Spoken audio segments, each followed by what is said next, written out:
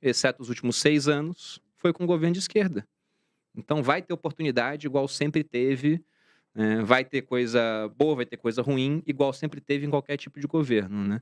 O único ruim é se a gente tiver, o meu ponto de vista, assim, de maior risco, não é em termos econômicos, porque demora para uma economia se deteriorar demais. Deteriorar acontece.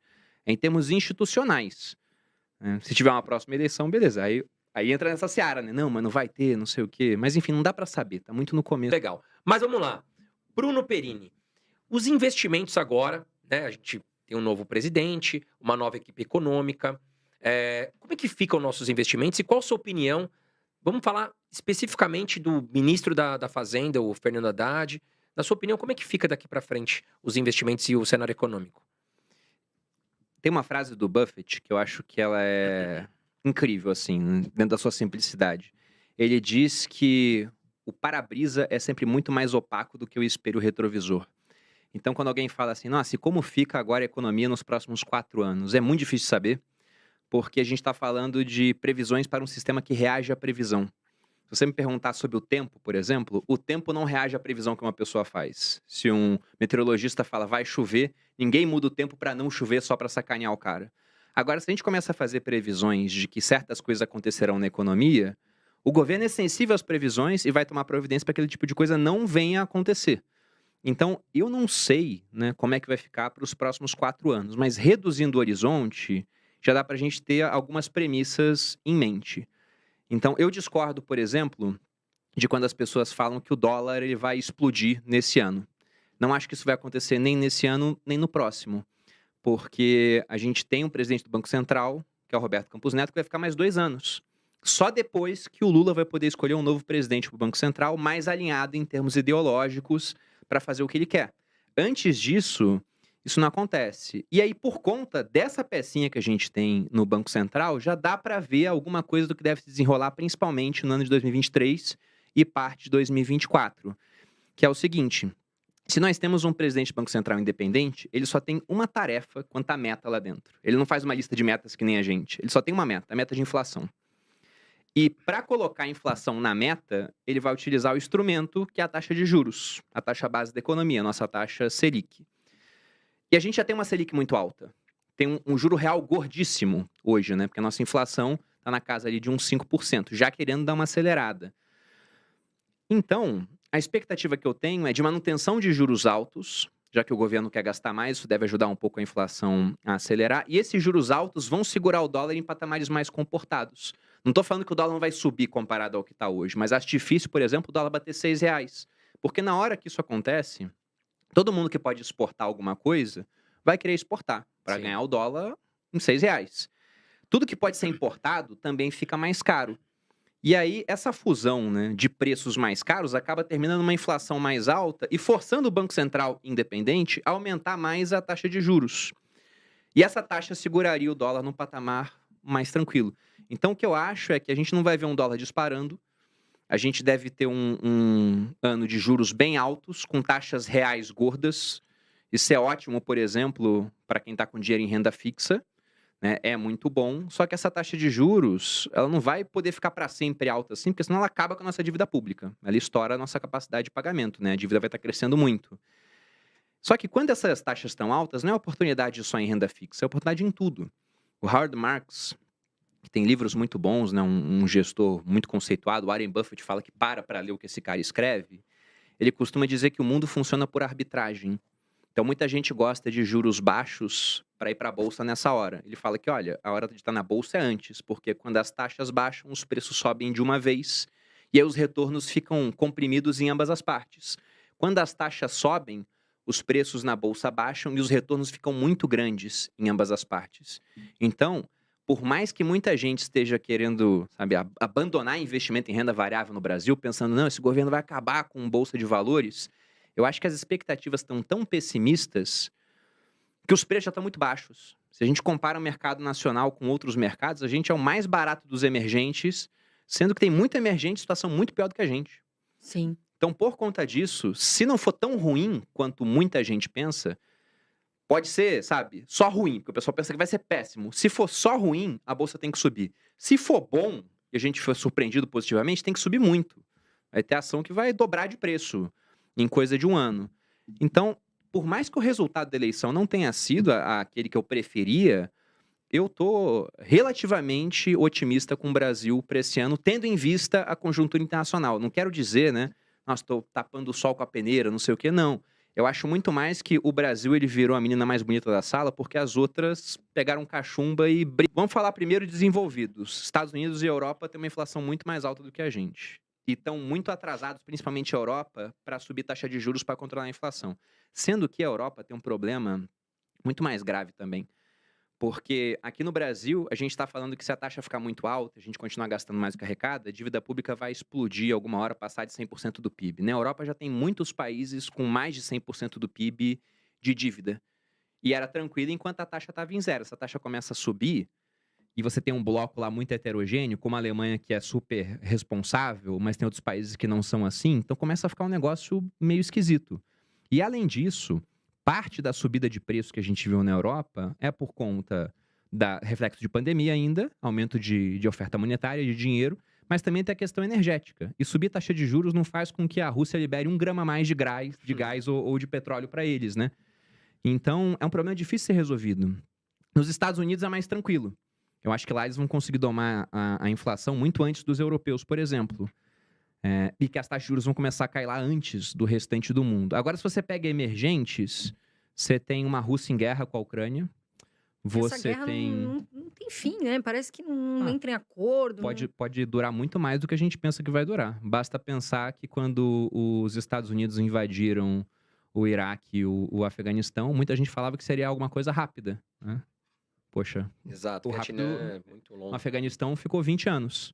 2 trilhões de dólares gastos. E no Iraque tá até agora.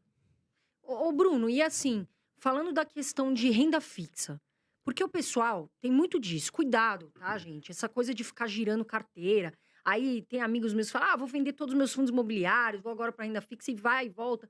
Cuidado, pessoal. Tenha aí uma boa alocação de ativos, diversifica a carteira, mas muito cuidado com isso daí que a gente tá vendo muito. A renda fixa, todo mundo pergunta, mas quais são os investimentos bons agora? O que você acha que o pessoal deveria avaliar aí na carteira? Eu acho que o primeiro ponto é excluir o que é ruim. Esse é o primeiro, né? E pensando em renda fixa, o que eu acho que o pessoal tem que ter muito cuidado agora? Com títulos que não têm liquidez, por exemplo, debentures, crise CRAS de longo prazo, assim, muito longo prazo. Porque esses títulos sofrem marcação a mercado. Muita gente está descobrindo isso agora, porque começou aquela marcação a mercado, antes era na curva, né? Aí o pessoal achava, comprei uma debenture aqui de, sei lá, Petrobras que vai vencer em 2035. E olha que bonitinho, né? Rende todo mês ali IPCA mais, por exemplo, 6%. E agora ele tá vendo o negócio chacoalhar. E se ele mantiver até o final, tranquilo. Agora, muita gente compra esses títulos que vão vencer daqui a 13 anos pensando que vão ficar até o final. Só que esse cara faz isso sendo que ele investe há 1, 2 anos. Então ele tá estimando que ele vai se manter investidor por 6 vezes mais tempo do que ele tem de mercado até agora. Eu acho que essa é uma decisão muito precipitada. E ele pode sair antes, só que ele sai com um pedágio. Ele toma lá na marcação a mercado, já está caindo, se os juros estão subindo. E além disso, ainda tem a questão que não tem liquidez. Não é que nem bolsa, que se você quer vender Itaú, por exemplo, eu posso estar querendo comprar na mesma hora. Você tem uma debênture, não tem um mercado para você fazer. Você tem que ligar para a corretora, tem que entrar em contato, aí o cara fala, consegui arranjar alguém para comprar de você aqui. Às vezes até eles recomprando. Mas o cara joga o preço lá embaixo. Então, o principal mesmo debênture incentivada, ou Bruno? Sim, mesmo debênture incentivado. O cara pode jogar o preço lá embaixo. Não tem mercado. Então, o principal é evitar aquilo que, na minha opinião, é ruim. E dentro do ruim é o que tem pouca liquidez e prazos muito longos. Porque quando você pega um título de prazo muito longo, num ciclo de queda dos juros, isso é bom, você ganha com marcação a mercado. Quando as taxas de juros caem, o preço dos títulos sobem. É um ótimo movimento. Mas agora a gente está no movimento contrário. Antes da eleição, o pessoal discutia quando que a Selic ia começar a cair. Se ia ser segundo semestre ou primeiro, e alguns mais otimistas falando até de primeiro trimestre. Passada a eleição, passado um tempo, não tem ninguém mais achando que a Selic vai cair no primeiro semestre.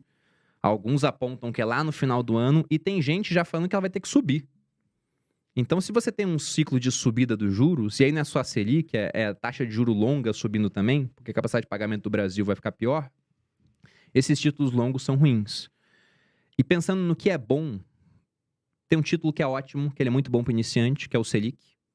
Esse o pessoal que tá investido tá rindo de orelha a orelha. Hoje eu Tesouro tava Selic. gravando com um vídeo do YouTube, né? E aí o meu câmera e editor lá, o John, ele falou, cara, investi 10 mil no Tesouro Selic em 4 meses, né? Falou do retorno dele, rindo pra caramba. Eu falei, é maravilhoso isso. Eu falei, John, é maravilhoso porque a Selic tá alta, não é sempre assim, né? Uma hora essa taxa de juros pode baixar. Então esse é um título muito bom. E eu também gosto de títulos mais curtos que estão atrelados ao IPCA. Só que, infelizmente, o Tesouro, ele acabou... Infelizmente não, faz parte. Mas ele acabou de mudar o título mais curto que eles tinham lá, que era o IPCA 2026, que ia vencer daqui a 3 anos. Eles colocaram agora o IPCA 2029 como mais curto. Esse já sofre mais com marcação a mercado, porque ele está mais distante do vencimento. Isso de marcação a mercado eu sei que é mais complicado, eu vou tentar resumir aqui, pessoal.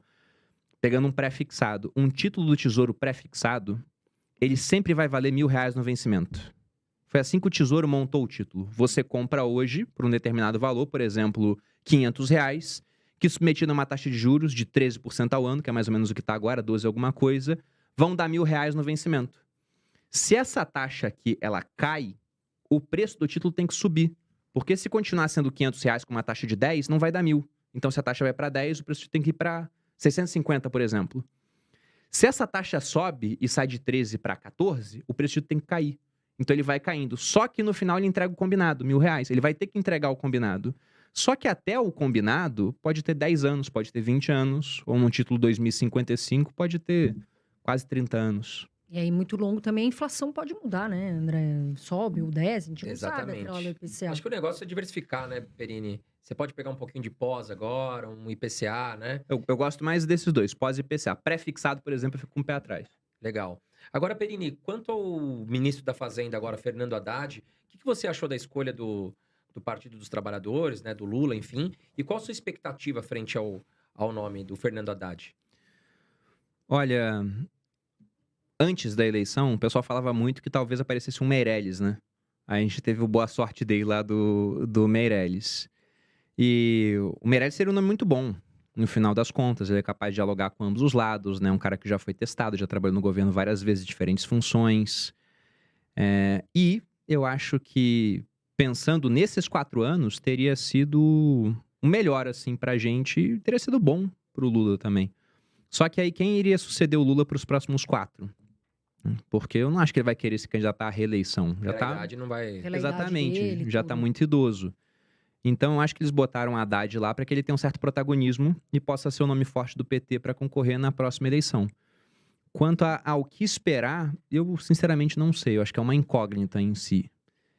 Ele, na minha visão, ele tem ele é de esquerda, lógico, não vai ser um Paulo Guedes, nada disso. Mas eu acho que ele é um cara mais moderado em comparação ao pessoal da época da Dilma. Eu acho que ele é mais aberto a diálogos, se for pensar assim. E eu prevejo que a gente vai ter um pouco de atrito entre ele e o Roberto Campos Neto. Porque, como eu disse, o Roberto Campos Neto tem independência assegurada por lei. Tudo bem que leis mudam, a gente viu como é que isso está mudando de maneira cada vez mais rápida hoje em dia. Mas por que eu acho que vai ter um pouco de rusga? Porque o Roberto Campos Neto está de olho na inflação e para isso tem que deixar taxas de juros altas. E a taxa de juros altas atrapalha o funcionamento da economia, atrapalha o crescimento econômico, porque afinal de contas, quem quer empreender e abrir um negócio para ter uma margem de 10%, se você pode ganhar 13% investindo em Tesouro Selic e correndo um risco extremamente baixo. Então vai ter esse tipo de rusga.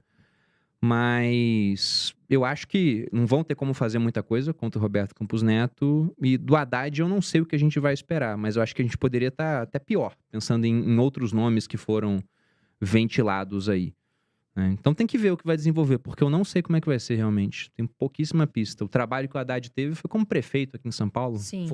Saiu mal avaliado, Pois né? ele acabou sendo um cara que não teve tanta popularidade, mas vamos ver agora.